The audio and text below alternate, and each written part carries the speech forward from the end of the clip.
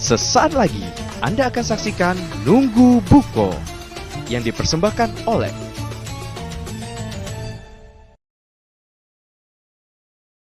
Wah, Cacam. Buko masih 2 jam lagi. Tenggorokan kering. Cak mana lah? Sep. Jadi nggak budak-budak anak SMA, ya? Balik sekolah, langsung mandi sungai Cata. Segar nih anjing nggak diumoncat jembu. Puasa tak mereka, be? Gak tahu. Kalau dari nengok muko-mukonya cak segar-segar kalau. Iya ya. Tapi tidak mungkin lah SMA ada puasa, dah. Iya. Puasa apa sih? Uang 10 ekor, ada uang 5, 6, 7 kan. Tidak mungkin sih kok mendekati puasa mereka. Apa kita tanya, Beh? Ayo, mana ada sana. Apa kita nyebur juga? Tapi kalau dia puasa, kalau terjun cak itu tidak pasti tetelan air, menakutkan terjun itu pasti masuk dalam air kan? Iya, Tidak juga. masuk dari mulut, masuk dari hidung, masuk ke air dalam tenggorokan pasti kan? Apalagi di buang besok. Wah, pecah dah cak itu ya? Puasanya, tahu dah ya? Kalau Tetelan dalam air. bisa jadi, kalau misalnya tetelan, mungkin tetelan tidak sengaja sekali tidak apa-apa. 2 kali tidak apa-apa. 3 kali lah.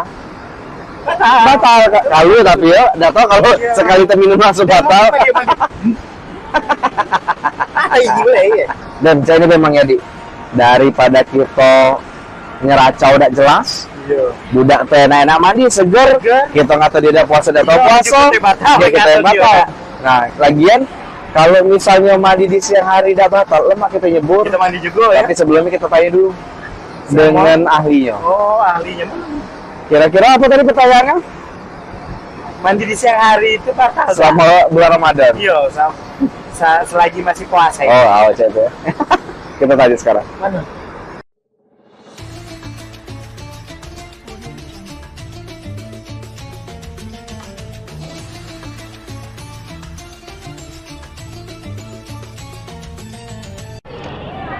Assalamualaikum warahmatullahi wabarakatuh.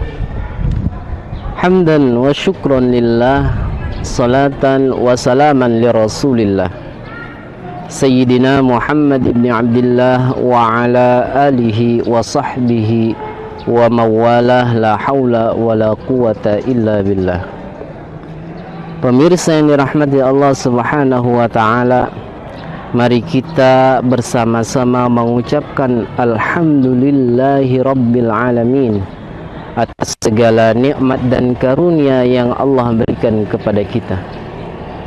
Dan yang kedua, mari kita berselawat kepada baginda Nabi kita Muhammad sallallahu alaihi wa alihi wasallam dengan mengucapkan Allahumma salli ala Sayyidina Muhammad wa ala ali Sayyidina Muhammad. Pemirsa yang dirahmati Allah subhanahu wa ta'ala, bulan Ramadan, bulan yang diwajibkan kita untuk berpuasa. Puasa adalah al-imsak 'anil muftirat, menahan diri dari segala yang membatalkan puasa, seperti makan, minum, berhubungan suami istri, muntah-muntah dengan sengaja dan lain sebagainya yang dijelaskan di dalam berbagai macam kitab fikih tentang al-muftirat, yakni yang membatalkan puasa. Dan tidak jarang terjadi ketika bulan puasa itu seringkali kita berjumpa dengan musim panas. Tidak sekali 2 kali saat bulan Ramadan itu bertepatan dengan musim kemarau. Luar biasa. Satu sisi kita harus menahan haus dan lapar, dan satu sisi kita harus menahan terik panasnya matahari yang tentunya akan lebih menguji lagi bagaimana kemampuan kita di dalam melaksanakan ibadah puasa ini.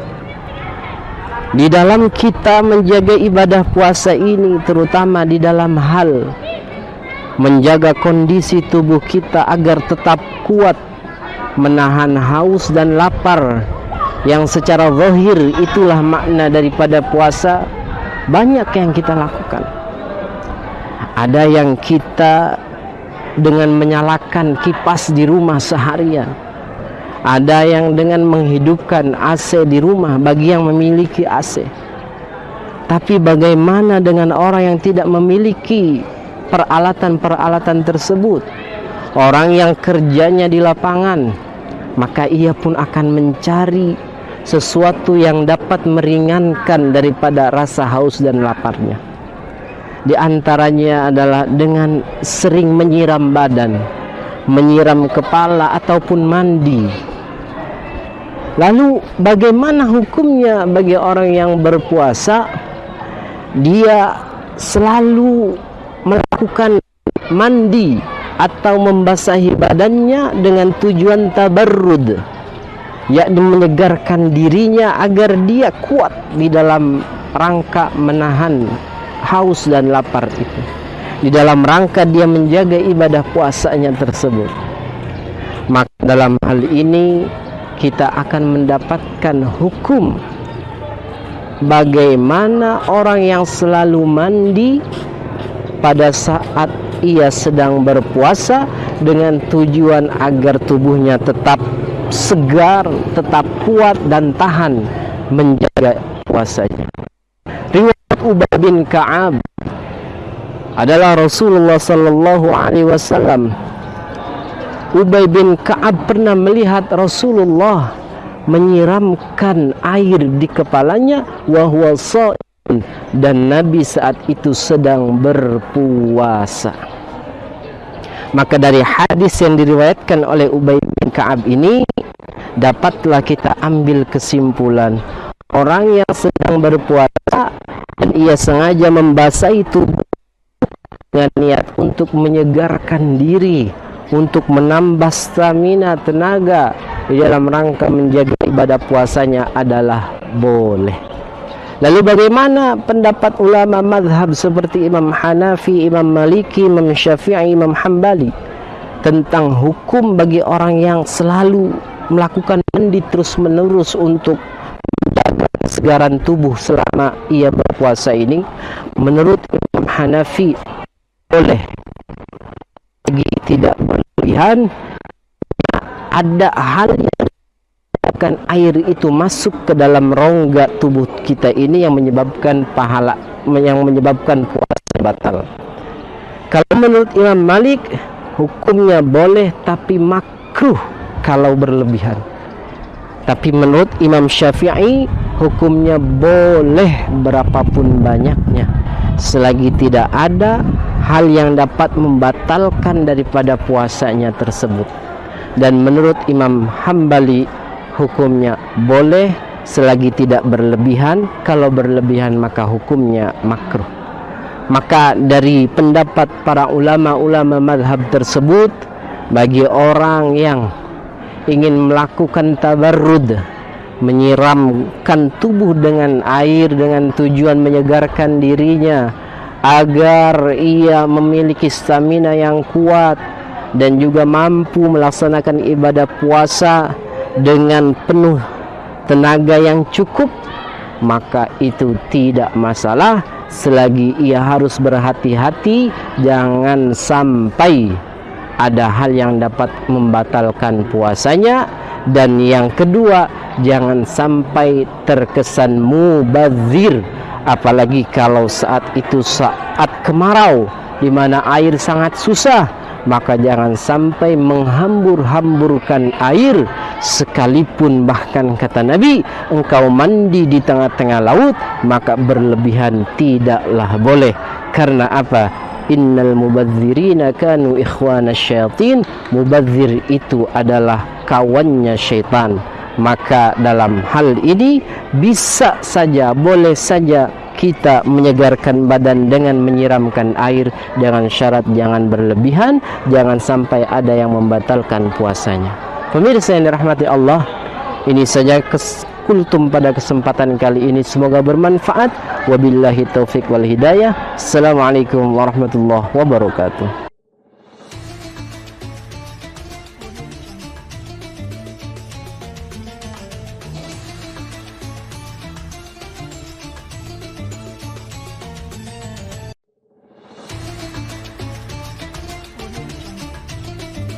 Sesaat lagi Anda akan saksikan Nunggu Buko yang dipersembahkan oleh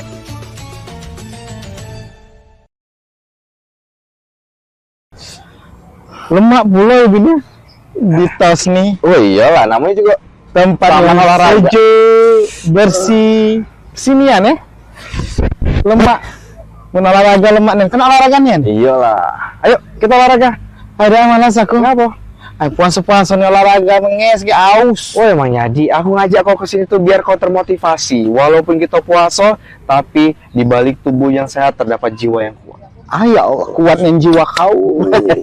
Yuk, jangan manjo puasa tuh. Mentang-mentang puasa lagi jaga olahraga nih. Aku gagal berlari-lari. Aku tepingsan laju batal. Lah, biasa baik. Ayo dah, lah pun kau nak olahraga lah kau, aku dah galak. Oh ya, Di, banyak yang manfaat kita nih olahraga selama bulan suci Ramadan. Ayolah. Apa manfaatnya pingsan? Woi, banyak nih, itu tadi. Pokoknya kita tuh menunjukkan bahwa walaupun kita puasa, tapi kita tetap semangat. Kaget mecah. Ayo deh, Cak ini belah. Cak Mano, biar kau termotivasi untuk berolahraga selama bulan suci Ramadan, kita tanya ahlinya. Apa sih sebenarnya manfaatnya? Terus Iya. ngapunian kita tuh tetap disarankan untuk olahraga selama bulan Ramadan. jadi. Kita tanya. Mana ahli? Oh itu nah.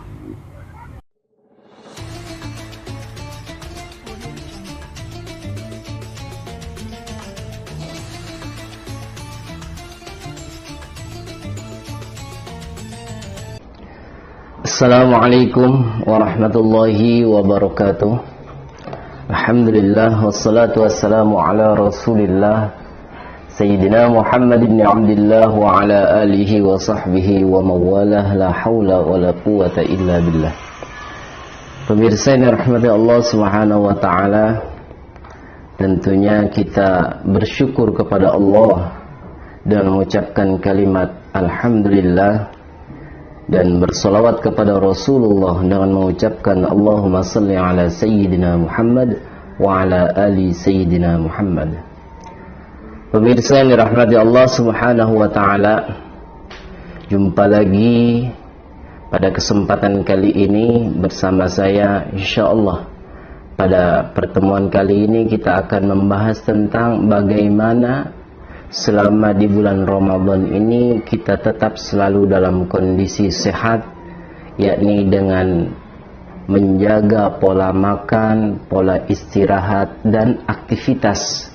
Karena Islam sesungguhnya mengajarkan kita untuk melakukan segala hal yang tersebut tadi dengan penuh keseimbangan. Pemirsa yang dirahmati Allah Subhanahu wa taala, sangat penting sekali kita menjaga kondisi kesehatan kita selama bulan Ramadan demi sempurnanya kita dalam melakukan ibadah di bulan suci Ramadan.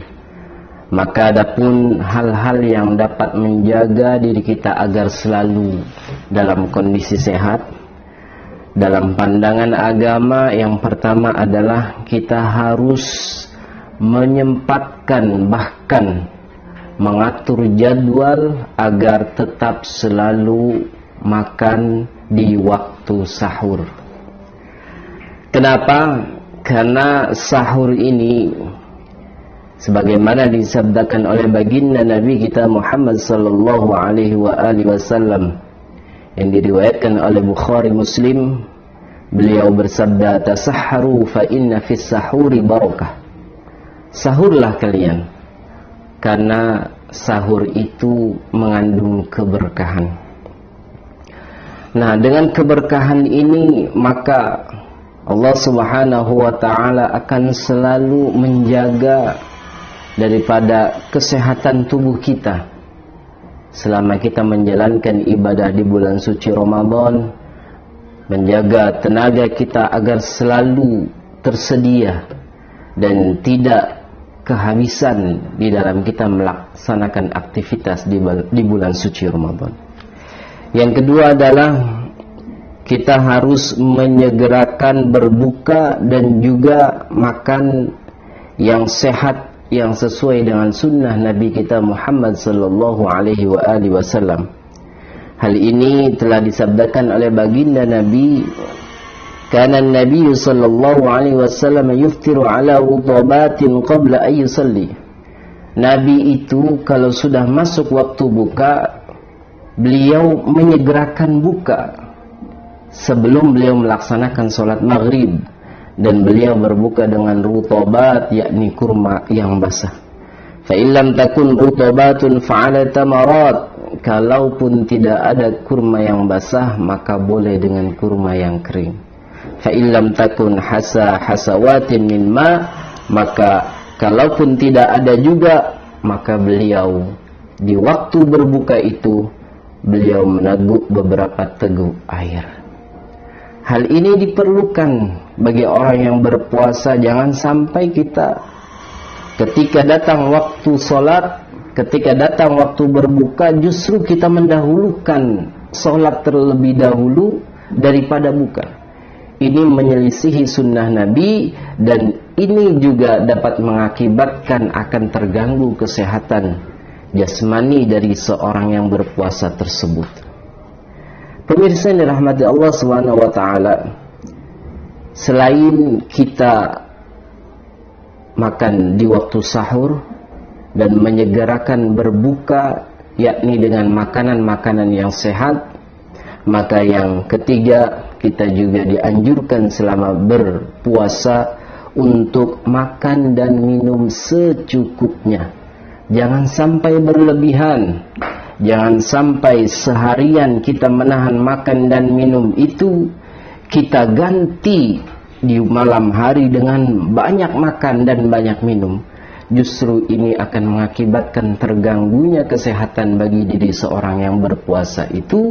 Dan juga ketika seseorang makan, minum berlebihan, ini justru melanggar daripada larangan Allah Subhanahu wa taala, sebagaimana di dalam surah Al-A'raf Allah Subhanahu wa taala berfirman, A'udzu billahi minasyaitonir rajim, wa kulu washrabu wa la tusrifu, innahu la yuhibbul musrifin. Makan, minumlah secukupnya dan jangan berlebihan.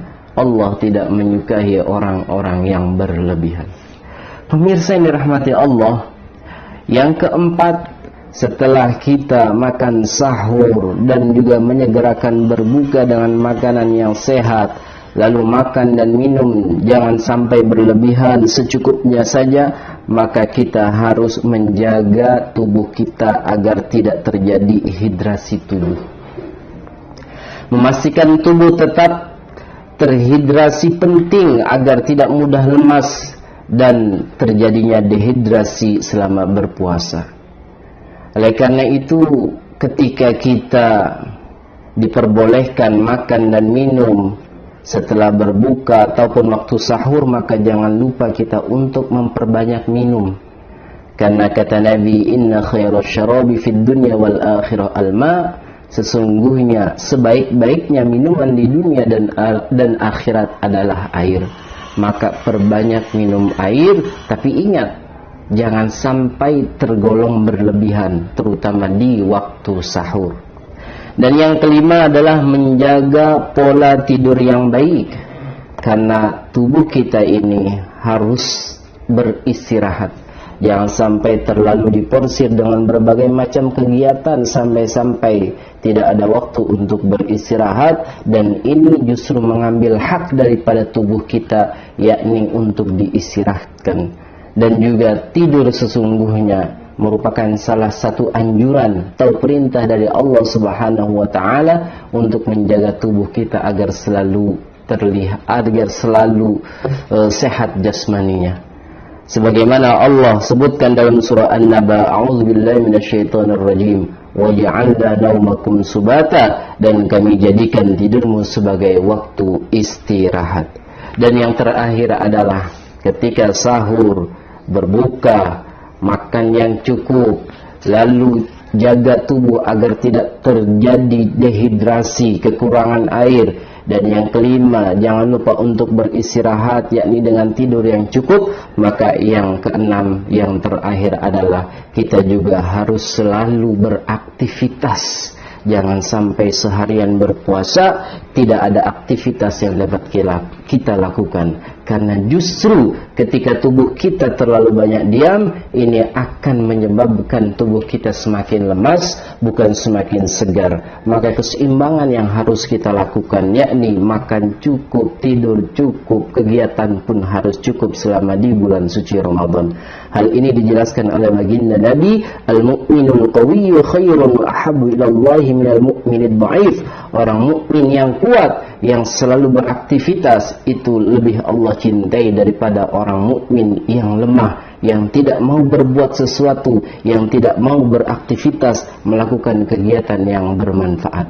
Pemirsa yang dirahmati Allah Subhanahu wa taala, itulah 6 tips agar kita selalu dalam kondisi sehat selama kita menjalankan ibadah di bulan suci Ramadan. Semoga kita semua Allah jaga kesehatannya, Allah jaga diri kita dari berbagai macam hal yang akan mendatangkan penyakit di dalam tubuh, dan juga Allah Subhanahu wa taala sehatkan keluarga kita di bulan suci Ramadan ini. Amin ya rabbal alamin.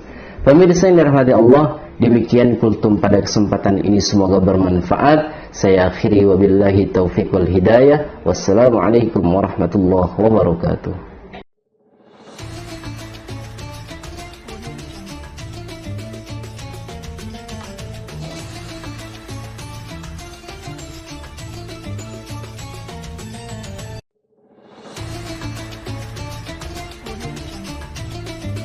Sesaat lagi Anda akan saksikan Nunggu Buko yang dipersembahkan oleh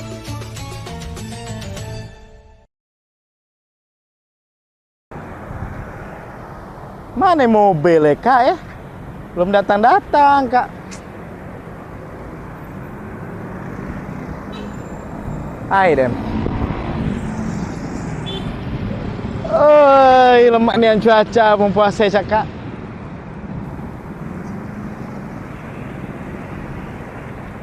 Mana mobil Kak belum lewat-lewat.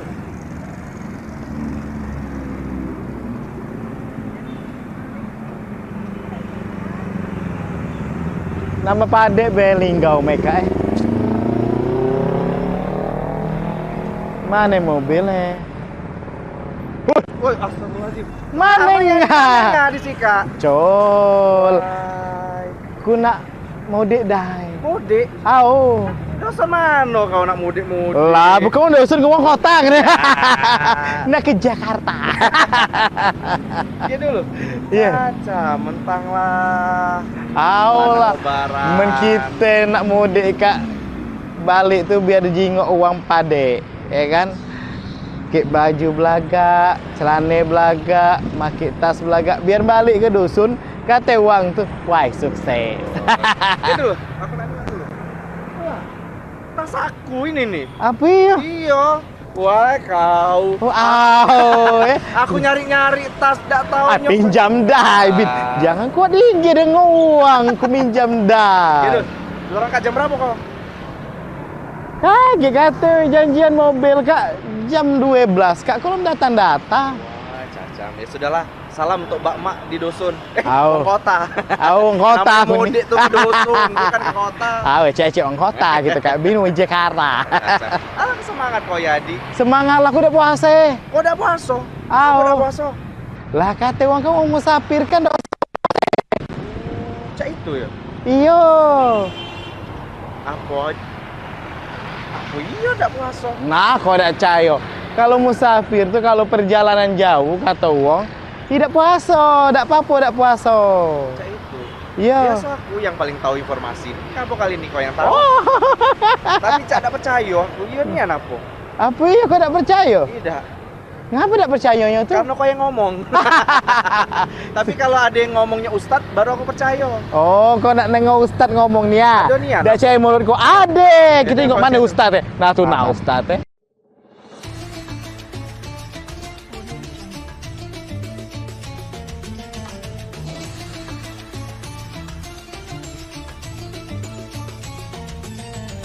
Assalamualaikum warahmatullahi wabarakatuh.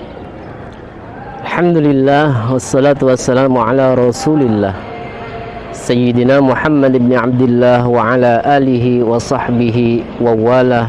La haula wala quwata illa billah. Amma ba'du. Pemirsa yang dirahmati Allah Subhanahu wa taala, dalam kondisi apapun seyogianya kita harus selalu bersyukur kepada Allah, dalam kondisi bahagia maupun dalam kondisi duka.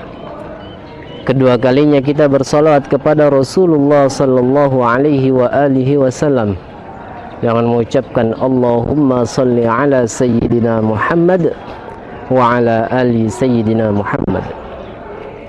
Pemirsa yang dirahmati Allah Subhanahu wa taala, Allah Subhanahu wa taala berfirman, A'udzu billahi minasyaitonir rajim.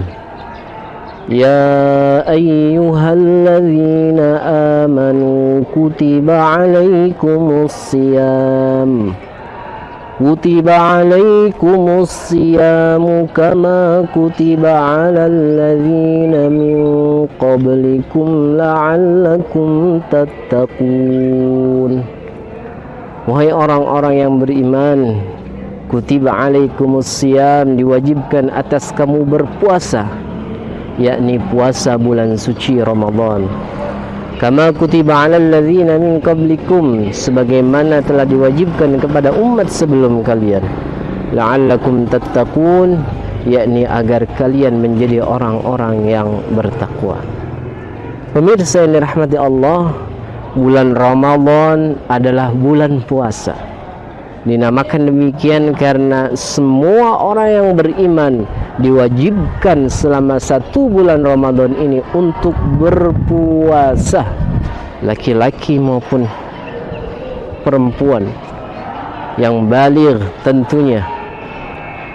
Dan siapapun yang mampu di dalam melakukan ibadah puasa ini, maka ia diwajibkan untuk melaksanakan ibadah puasa.